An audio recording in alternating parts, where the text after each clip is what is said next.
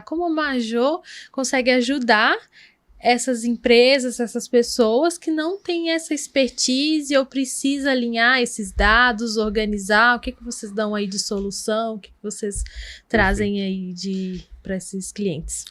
A gente costuma falar, e você tocou um ponto interessante, que marketing sem dados é achismo. Né? Então, e ninguém quer investir em achismo. Eu acho que vai dar certo. Eu acho... Tem uma dizer que alguns investem, viu?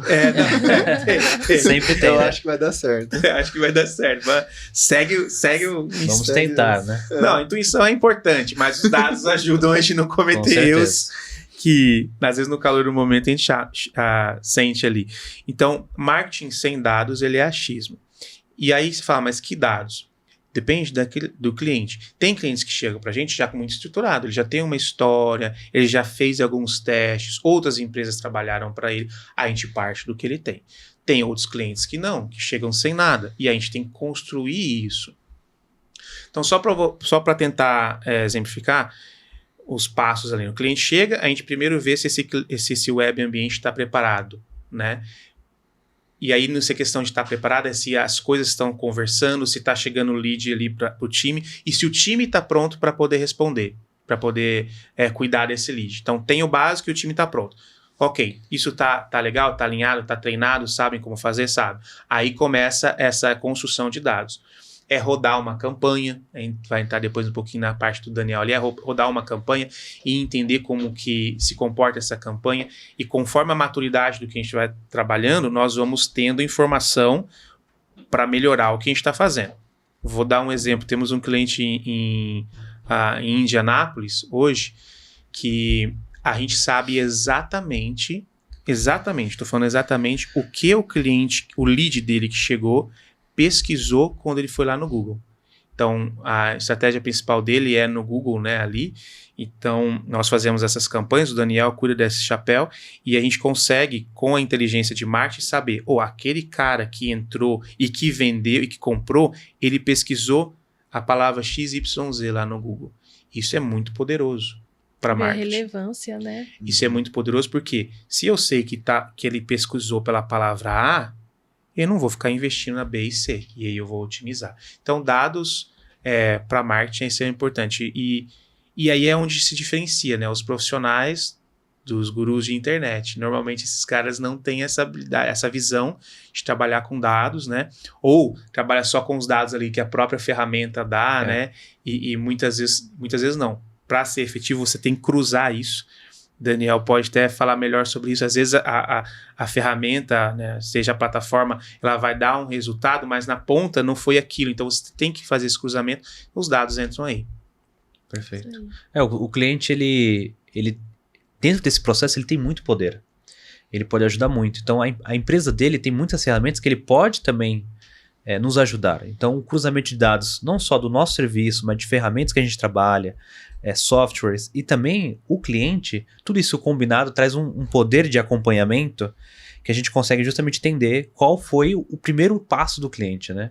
E aí no final a gente consegue validar o custo, o valor, quanto vale a pena investir, se é o momento ideal para a gente fazer um investimento maior. Então, são decisões muito particulares, mas que são muito bem assertivas justamente por conta dos dados que a gente conseguiu trazer. E muda-se o mercado, muda-se o cliente, mas a metodologia é a mesma, né? O processo é o mesmo. O Daniel falou sobre custo. Nós temos um cliente, por exemplo, tá na minha cabeça exatamente, o custo do lead dele são R$26. Então, se está com R$26, se ele dobrar isso, ele vai ter 2 leads. O custo, que é o que a gente chama de CPL, né? O custo de venda, ou CPV, ou CAC, que o pessoal fala, custo de aquisição de cliente, desse cliente são 280. Então, a cada 280, se ele investir em campanha, ele vai sair uma venda. Aí, tem que estudar o ROI. Isso é matemática, é dado, né? É estatística. E isso compensa com o ticket médio dele? Compensa. Então, vamos investir mais porque ele vai vender. Exato. Isso vai variar de cliente para cliente. Total, né? O dele é 26 e faz sentido para ele, como vai ter para outros clientes que vai variar. Temos outros clientes que o custo de captação é R$80, R$100. Só que aí, quando ele faz uma venda... é mais alto. Então, é muito particular de cada cliente, esse acompanhamento e essa maturação é importante. E isso é uma coisa interessante e desafiadora, às vezes, de explicar para os clientes, porque o cliente que fala assim, eu quero vender, eu quero fazer uma campanha, eu quero vender amanhã, e não é assim. Né? Então, até uma dúvida minha, né, que eu imagino que deva ter cliente assim, mas, por exemplo, o meu produto, né, o meu serviço, ele custa R$100, e eu tô gastando 50, né, no meu lead. Só que o meu amigo que tem uma outra empresa ali, totalmente diferente produto e tudo mais, o serviço dele custa R$100 mil, ele gasta R$20 para trazer?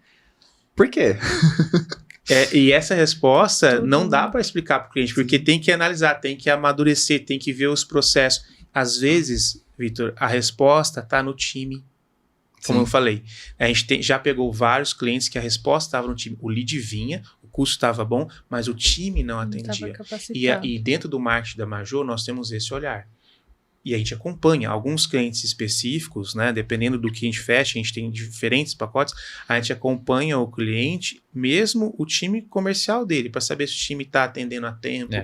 Que faz, não sei, um dado importante, quando você atende um lead em até 5 minutos, o lead chegou. Se o time comercial falar com esse lead até 5 minutos, aumenta em até 25% a chance de conversão. Isso é dado, ciência.